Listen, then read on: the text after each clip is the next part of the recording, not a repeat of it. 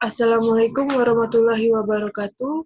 Di sini saya akan mereview tentang perubahan perilaku dan peran komunikasi dalam perilaku kesehatan.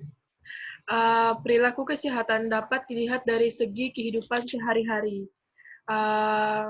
dan sikap mempengaruhi terbentuknya perilaku. Perilaku tidak sama dengan sikap. Maksudnya di sini yaitu kecenderungan untuk seseorang melakukan sesuatu itu merupakan sikap, sedangkan perilaku yaitu dari sikap kita bisa menentukan perilaku seseorang. Di sini ada tabel tahapan. Yang pertama tahapan AIDA model AIDA dengan tahapan kognitif, di mana atensi atau perhatian masyarakat tentang masalah kesehatan sekarang itu bagaimana cara mereka menyikapinya, cara berpikir mereka tentang isu-isu kesehatan masyarakat terkini. Yang kedua, model AIDA dengan tahapan afektif, di mana minat mereka untuk mengetahui lebih dalam lagi tentang masalah kesehatan dan keinginan mereka mendalami untuk mengetahui isu kesehatan tersebut. Yang terakhir yaitu tindakan, bagaimana tindakan mereka dalam menyikapi masalah kesehatan yang ada sekarang ini. Yang kedua, model hierarki pengaruh. Ini di sini di mana kesadaran masyarakat untuk tidak menghindari perilaku kesehatan. Maka tugas seseorang tenaga kesehatan membangun kesadaran masyarakat untuk memberikan pengetahuan kepada mereka arti pentingnya kesehatan untuk menjaga kesehatan diri mereka.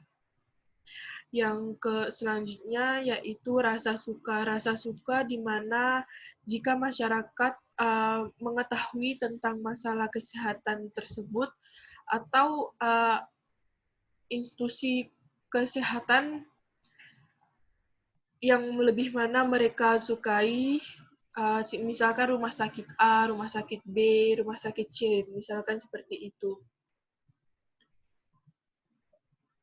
Yang selanjutnya yaitu prevensi. Prevensi mereka terhadap nilai rumah sakit A, misalkan dari kualitas rumah sakit tersebut, nilai rumah sakit, kinerja petugas kesehatannya, dan fitur kesehatan yang lengkap atau tidak. Ya, yang selanjutnya yaitu keyakinan. Keyakinan mereka untuk memilih rumah sakit tersebut itu bagaimana? Dinilai dari preferensi mereka yang tadi. Yang selanjutnya yaitu pembelian. Pembelian bisa juga bagaimana mereka untuk memilih rumah sakit yang lebih baik untuk mereka obati. Yang untuk mereka berobat. Saya begitu. Yang selanjutnya yaitu model inovasi dengan tahapan kognitif. Model inovasi adopsi, di mana kesadaran mereka dalam membangun suatu inovasi komunikasi dari petugas kesehatan kepada masyarakatnya agar mereka mengetahui masalah kesehatan tersebut. Yang selanjutnya yaitu minat. Minat dari masyarakat tentang kesehatan tersebut bagaimana. Yang selanjutnya yaitu evaluasi. Evaluasi bagaimana mereka menjalankan atau mengevaluasi masalah-masalah kesehatan. Yang selanjutnya yaitu percobaan. Percobaan mereka misalkan percobaan mencuci tangan pakai sabun sebelum makan dengan mencuci tangan menggunakan air saja ketika makan. Bagaimana perubahan dari respon tubuh mereka, apakah mereka akan terserang diare atau tidak. Yang selanjutnya yaitu adopsi, perilaku adopsi. Bagaimana mereka mengadopsi perilaku-perilaku yang baik untuk ke tahap selanjutnya. Yang selanjutnya yaitu model komunikasi, yaitu model komunikasi paparan. Bagaimana paparan tentang masalah isu kesehatan tersebut sampai ke masyarakat atau tidak, penerimaannya baik atau tidak, respon mereka tentang respon kognitif mereka itu bagaimana, misalkan pengetahuan mereka bagaimana, keterampilan berpikir mereka bagaimana. Selanjutnya yaitu sikap mereka. Sikap mereka dalam penyesuaian diri dan minat mereka dalam mengetahui isu-isu kesehatan tersebut itu bagaimana. Yang selanjutnya yaitu maksud dari masalah kesehatan tersebut itu seperti apa, emosi mereka seperti apa, yang terakhir yaitu perilaku mereka dari semua aspek dan semua tahapan dan model tersebut bagaimana, tinggal mereka memilih. Yang selanjutnya yaitu pengertian perubahan perilaku. Di sini perubahan perilaku merupakan hal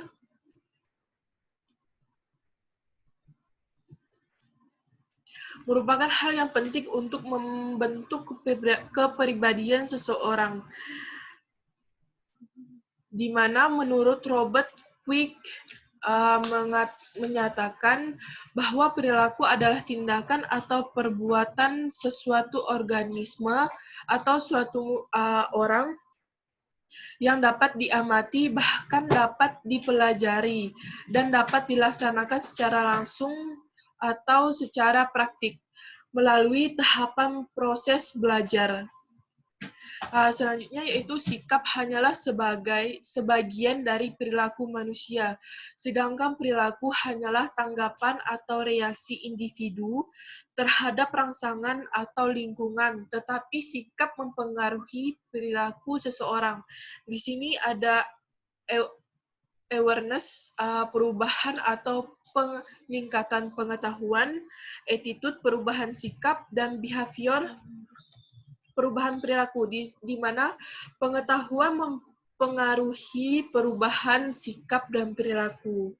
Yang seperti saya sudah jelaskan tadi, pengetahuan itu didasari dengan ilmu, mereka mengetahui tentang isu kesehatan, sedangkan sikap yaitu kecenderungan untuk seseorang yang melakukan suatu tindakan, sedangkan perilaku dari sikap kita bisa melihat perilaku seseorang. Selanjutnya, dimensi perubahan perilaku kesehatan, di mana dengan mempertahankan perilaku yang sehat sudah ada, perilaku seseorang dapat berubah menjadi ketidaksinambungan antara kedua kekuatan di dalam diri seseorang. Di sini yang pertama mengubah perilaku negatif atau tidak sehat menjadi perilaku positif sesuai dengan nilai-nilai kesehatan. Contohnya seperti ketika kita mencuci tangan sebelum makan, sesudah dari WC, sesudah dari BAB, sesudah memegang peliharaan, sesudah kita keluar rumah atau beraktivitas. Kita harus selalu mencuci tangan agar menjaga kebersihan diri kita sendiri. Yang selanjutnya yaitu membangun perilaku positif, di mana kita harus menjadikan cuci tangan yaitu sebuah suatu kepentingan untuk kita sendiri. Yang ketiga yaitu memelihara perilaku yang positif atau perilaku yang sudah sesuai dengan norma atau nilai kesehatan. Seperti menggosok gigi setelah makan, menggosok gigi sebelum tidur, menggosok gigi 2 kali sehari, mandi 2 kali sehari, mencuci tangan setelah atau sebelum beraktivitas, seperti itu. Yang selanjutnya yaitu faktor mempengaruhi perubahan perilaku kesehatan. Di sini yang pertama yaitu faktor sosial. Faktor sosial sebagai faktor eksternal yang mempengaruhi perilaku antara lain struktur sosial, perantara-perantara sosial, dan permasalahan-permasalahan sosial yang ada. Di mana faktor sosial ini faktor dari luar untuk kita mengetahui permasalahan-permasalahan sosial yang ada di masyarakat. Pada faktor sosial ini, bila seseorang berada pada lingkungan yang baik, mereka akan melakukan hal baik juga. Sebaliknya, ketika mereka berada di lingkungan yang buruk atau kurang baik, mereka akan melakukan yang tidak baik atau tidak sehat. Selanjutnya yaitu dukungan sosial. Dukungan sosial ya bisa dari keluarga, dari teman, orang-orang terdekat kita untuk mendorong perubahan-perubahan perilaku kita menjadi sehat. Contohnya, ketika kita berteman dengan orang yang kurang baik, seperti mereka suka minum alkohol, menggunakan narkoba, suka mencuri, merokok, kita juga akan mengikuti perilaku mereka karena kita sudah terpapar dengan mereka. Maka kita juga akan menggunakan narkoba, merokok, menjerumuskan diri kita sendiri. Sebaliknya, jika kita berteman dengan orang baik, maka perilaku kita akan baik juga. Misalkan kita berteman dengan orang yang suka mengaji, rajin beribadah, suka beramal, menolong sesama, kita juga akan mengikuti mereka karena kita berteman dengan mereka dan dapat mengikuti mereka juga. Yang selanjutnya yaitu faktor kepribadian. Faktor yang mempengaruhi perilaku seseorang salah satunya adalah perilaku diri kita sendiri. Misalnya karakteristik individunya seperti apa. Misalkan dari kecil mereka kecenderungan untuk menjadi seorang entertain atau menjadi orang pendiam atau seperti apa. Yang kedua itu penilaian individu terhadap perubahan yang ditawarkan. Yang ketiga, interaksi dengan petugas kesehatan yang merekomendasikan perubahan perilaku. Yang keempat, pengalaman mencoba merubah perilaku yang serupa. Contohnya berhubungan antara kehati-hatian kita dalam membatasi berteman dengan orang yang tidak sesuai dengan kita. Kepribadian yang di sini yaitu ada koleris, ada melankolis, ada sekunis, ada pragmatis yaitu kleroris yaitu kuat, di mana mereka yaitu kepribadian mereka yang kuat. Melankolis yaitu sempurna, apa-apa sempurna. Misalkan semua harus perfect, harus sempurna. Ya, yang selanjutnya yaitu populer, di mana mereka senang mencari perhatian untuk mendapatkan populer. Yang selanjutnya yaitu damai. Yang selanjutnya emosi, faktor emosi. Faktor emosi yaitu rangsangan yang bersumber dari rasa takut, cinta, dan harapan-harapan yang dimiliki yang bersangkutan. Misalkan rasa takut akan kehilangan sesuatu, rasa takut akan mendapatkan penyakit tertentu yang belum tentu kita dapatkan. Itu timbul dari rasa takut mereka. Contohnya berhubungan dengan stres yang mendorong melakukan perilaku yang tidak sehat seperti bekerja sebagai pekerja seks, atau ketika kita mendapatkan tugas yang begitu banyak, kita akan merasa stres untuk mengerjakannya karena sudah terlalu banyak. Yang selanjutnya yaitu proses terjadinya perubahan perilaku. Proses perubahan terjadinya perilaku yang pertama yaitu prekontemplasi, yaitu belum ada niat merubah perilaku. Misalnya ketika seorang merokok, mereka tidak ada niat untuk memberhentikan merokok tersebut, tapi mereka sudah tahu arti bahayanya merokok di masa yang akan datang. Yang selanjutnya yaitu kontemplasi, yaitu individu sadar adanya masalah dan secara serius ingin merubah perilakunya menjadi sehat, tapi mereka belum siap untuk berkomitmen untuk berubah. Misalkan mereka sudah merasa diri mereka sakit, tapi mereka belum ada niat untuk berubah. Misalkan mereka tahu kalau dia tahu kalau dia gendut, tapi dia belum berkomitmen untuk diet menguruskan badannya. Yang ketiga yaitu persiapan. Individu sudah berubah dan ingin mengatur tujuan, sudah pernah melakukan tapi masih gagal. Mereka sudah, contohnya seperti mereka sudah melakukan metode-metode diet yang dianjurkan, mereka searching di Google, di YouTube, tapi perubahan dari tubuh mereka itu belum merespon, termasuk gagal gitu. Yang selanjutnya yaitu tindakan. Individu sudah melakukan perilaku sehat sekurangnya 6 bulan dari sejak mulai berusaha melakukan perilaku sehat tersebut. Mereka mencoba lagi untuk berkonsultasi kepada dokter atau lebih memperketat diet mereka agar mereka menjadi sehat, perilaku mereka juga berubah. Yang kelima, pemeliharaan. Individu berusaha mempertahankan perilaku sehat yang telah dilakukan tersebut.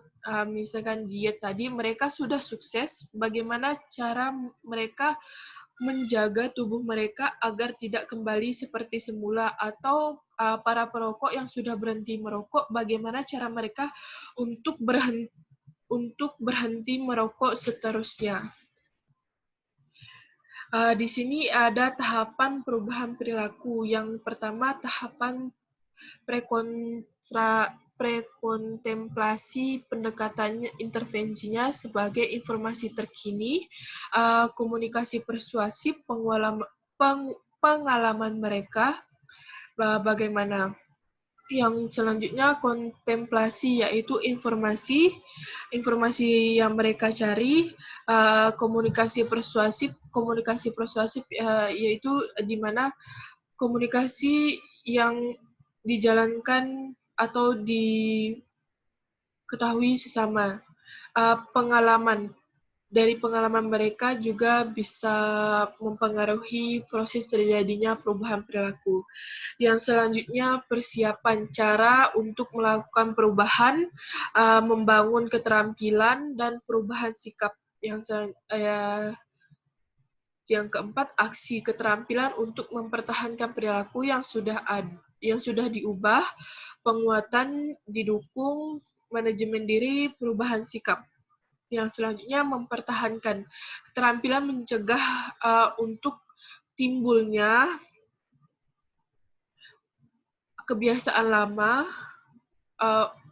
manajemen diri, dukungan sosial lingkungan. Yang selanjutnya yaitu peran penting komunikasi kesehatan. Komunikasi kesehatan meningkatkan kesadaran individu tentang isu-isu kesehatan, masalah kesehatan, risiko kesehatan, dan solusi kesehatan, di mana mereka ada kesadaran tentang isu-isu kesehatan terkini, misalkan COVID-19. Mereka tahu isu-isunya sekarang, masalah kesehatannya bagaimana, resiko COVID-19-nya bagaimana, dan cara solusi kesehatannya bagaimana, mengisolasi diri sendiri di rumah, tidak keluar selama 14 hari, membatasi berinteraksi sosial di keramaian, dan selanjutnya peningkatan kesadaran individu akan hal dampak pada keluarga serta lingkungan komunitas individu. Yang selanjutnya isu kesehatan, masalah kesehatan dan segala risiko kesehatan yang berkaitan dengan penyakit dikomunikasikan dengan baik, maka ketidaknyamanan psikologis dan emosional tidak akan terjadi. Di mana ketika mereka sudah mengetahui isu kesehatan tersebut, mereka tidak akan merasa cemas lagi. Begitupun psikologis dan emosional mereka tidak akan terganggu. Antara anggota keluarga yang sakit dengan anggota keluarga lainnya akan menemukan solusi kesehatan yang tepat sehubungan dengan kasus kesehatan itu, ataupun kasus kesehatan lain seperti kesehatan penyakit genetik, di mana penyakit keturunan. Pada interaksi antara kesehatan dengan perilaku individu, individu berada dalam situasi biologis, psikologis, dan sosial kemasyarakatan. Ketiga faktor tersebut mempengaruhi terhadap kesehatan seorang individu, di mana situasi biologis mereka mempengaruhi tentang kesehatan mereka atau tidak, psikologis mereka bagaimana, dan sosial kemasyarakatannya bagaimana. Mereka tahu tidak tentang isu-isu kesehatan masyarakat, kesehatan yang ada saat ini. Yang selanjutnya, melalui komunikasi kesehatan, kita mempelajari timbal balik antara tiga faktor tersebut. Pemahaman ini penting agar kedepannya dapat dikembangkan intervensi program yang bertujuan untuk mengubah perilaku individu menjadi lebih sehat, agar angka harapan hidup mereka juga meningkat. Yang selanjutnya yaitu kepatuhan pasien terhadap pesan kesehatan. Ada dua hal yang mempengaruhi kepatuhan pasien tentang saran medis, yakni yang pertama, pasien harus terlebih dahulu memahami atau understand isu-isu kesehatan atau masalah kesehatan yang dihadapi.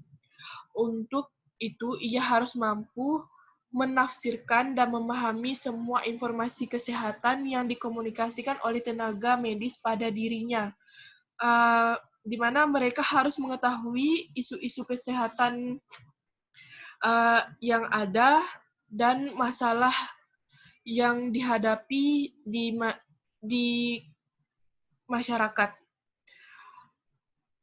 Selanjutnya yaitu pasien mampu mengingat atau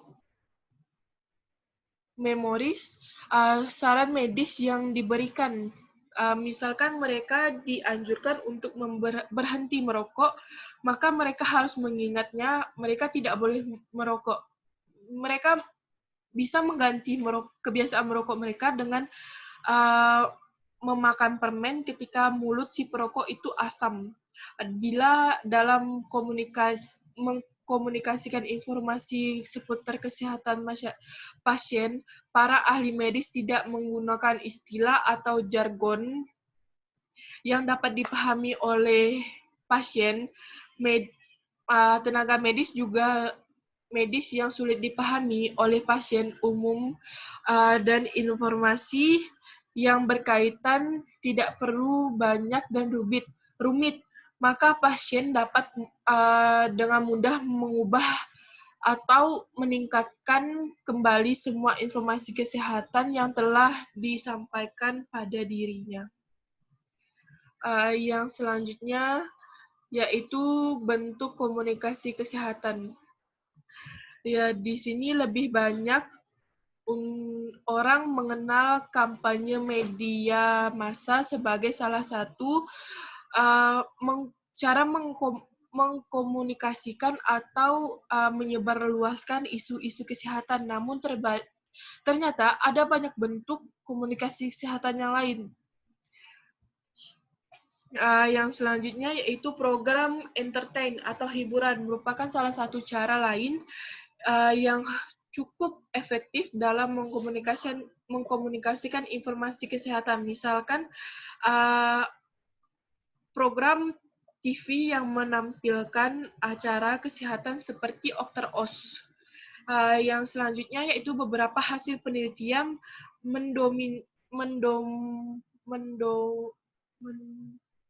mendemonstrasikan bahwa informasi kesehatan yang ditayangkan secara singkat memiliki pengaruh yang cukup kuat, di mana daya tarik dari penelitian tersebut cukup berpengaruh juga terhadap masyarakat, pengetahuan masyarakat. Yang selanjutnya dalam sebuah survei yang dilakukan oleh Paul Novelli pada tahun 2001 terhadap 3.719 individu, menemukan bahwa banyak informasi kesehatan yang dapat dipelajari oleh individu ketika menonton televisi pada jam-jam utama atau part-time. Ketika mereka sedang santai,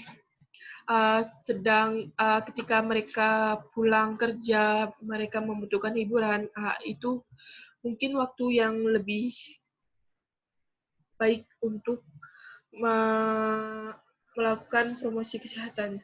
Yang selanjutnya bentuk komunikasi kesehatan yang lain adalah media advokasi, yang didefinisikan sebagai upaya pemanfaatan media massa yang lebih strategis bila didukung oleh keterusan komunikasi masyarakat dengan tujuan untuk meningkatkan kebijakan publik yang berkaitan dengan masyarakat.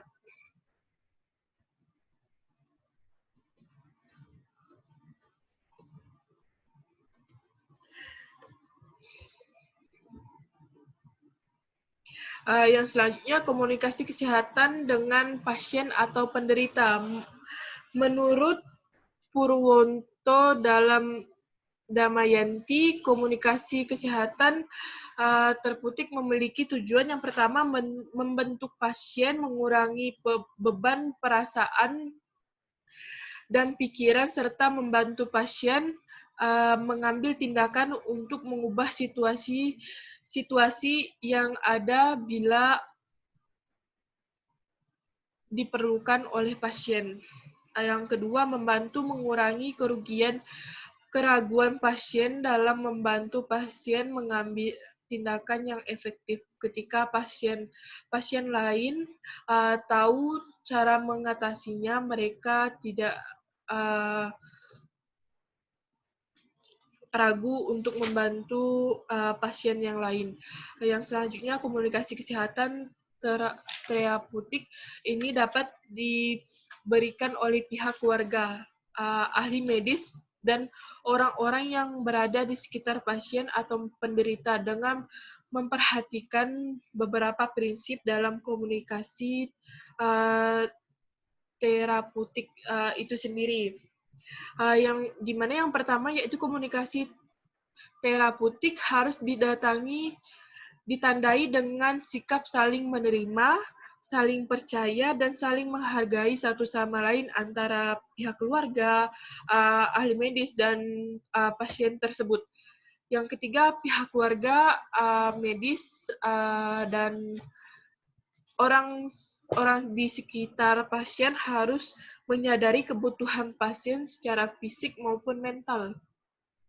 Yang selanjutnya, memahami betul arti empati sebagai tindakan terapeutik.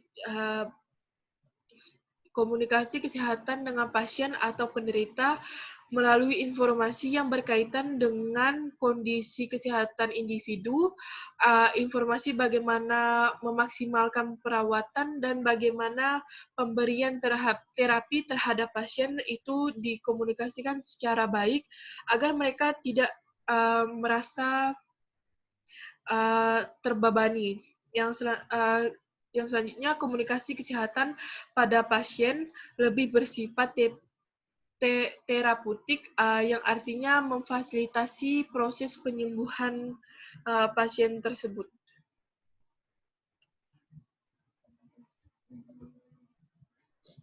Komunikasi kesehatan dengan pihak keluarga.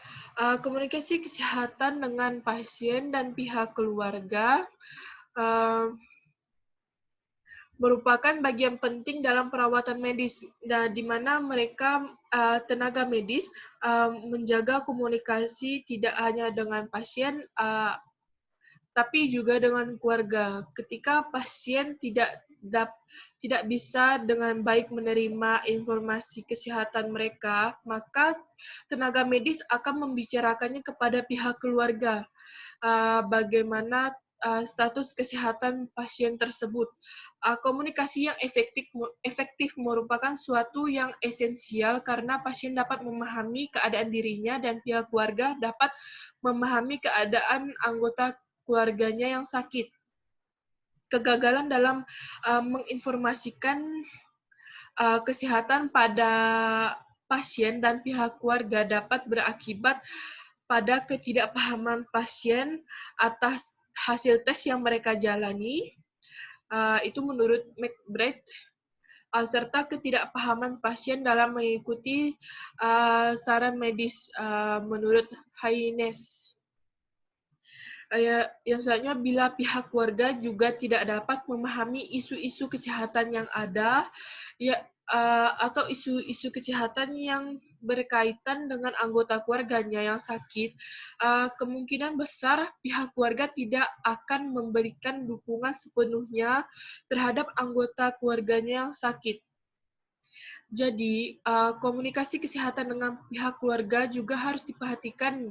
Jika ada anggota keluarganya yang sakit, harus menjalani serangkaian terapi dan pengobatan. Keseluruhan proses ini harus diketahui oleh dan dipahami oleh pihak keluarga yang paham tentang isu-isu kesehatan si pasien atau si anggota keluarganya yang sakit tersebut. Karena yang sering kali terjadi setiap kali anggota keluarga yang menjalani terapi, muncul reaksi emosional dan psikologis tertentu, di mana mereka tidak akan bisa memahami hasil tes atau terapi yang telah mereka jalani. Yang selanjutnya, komunikasi kesehatan untuk masyarakat. Komunikasi kesehatan untuk masyarakat lebih mengarah pada bentuk promosi kesehatan. Promosi kesehatan bukan hanya bentuk penyadaran komunitas masyarakat dalam hal pemberian dan peningkatan pengetahuan dalam bidang kesehatan saja, di mana mereka juga tenaga medis mengadakan sosialisasi kepada masyarakat, misalnya di puskesmas, di balai desa, ataupun di posyandu, untuk meningkatkan kesadaran tingkat kesehatan mereka. Di sini juga ada promosi kesehatan merupakan program kesehatan yang dirancang untuk membawa perubahan berupa perubahan perilaku baik di dalam masyarakat maupun dalam lingkungan organisasi. Untuk mewujudkan promosi kesehatan diperlukan suatu strategi yang baik. Di sini menurut Mubrak dan Khaitin pada tahun 2008, penelitian tahun 2008, strategi ini diperlukan dalam mewujudkan promosi kesehatan tercermin dalam 3 langkah. Yang pertama, advokasi, merupakan kegiatan perubahan bantuan informasi kepada kesehatan kepada masyarakat melalui pihak pembuat keputusan dan pembantu kebijakan dalam bidang kesehatan, misalkan petugas puskesmas, petugas rumah sakit, dan lain-lain. Yang selanjutnya, dukungan sosial promosi kesehatan akan lebih mudah dilakukan bila ada dukungan dari masyarakat, dari keluarga, dan orang-orang terdekatnya. Juga dapat dukungan dari dukungan masyarakat seperti tokoh agama, tokoh adat, dan unsur formal seperti tadi petugas kesehatan, pejabat, dan pemerintah. Yang selanjutnya yaitu pemberdayaan masyarakat, empowerment community. Pemberdayaan masyarakat dibutuhkan supaya masyarakat memperoleh kemampuan dan meningkatkan kesehatan mereka. Upaya ini antara lain dapat dilakukan melalui penyuluhan kesehatan yang dilakukan oleh tenaga medis seperti puskesmas, rumah sakit, atau tenaga medis lainnya.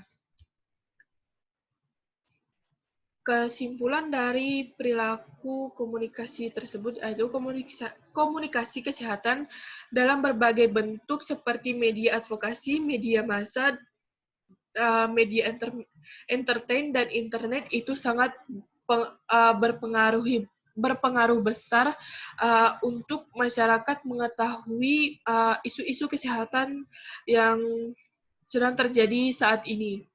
Yang selanjutnya itu komunikasi kesehatan mampu membentuk sikap dan mengubah perilaku individu dengan cara meningkatkan kesadaran dan menambah pengetahuan tentang isu kesehatan, masalah-masalah kesehatan, dan solusi kesehatan dengan tujuan untuk mempertahankan derajat kesehatan masyarakat.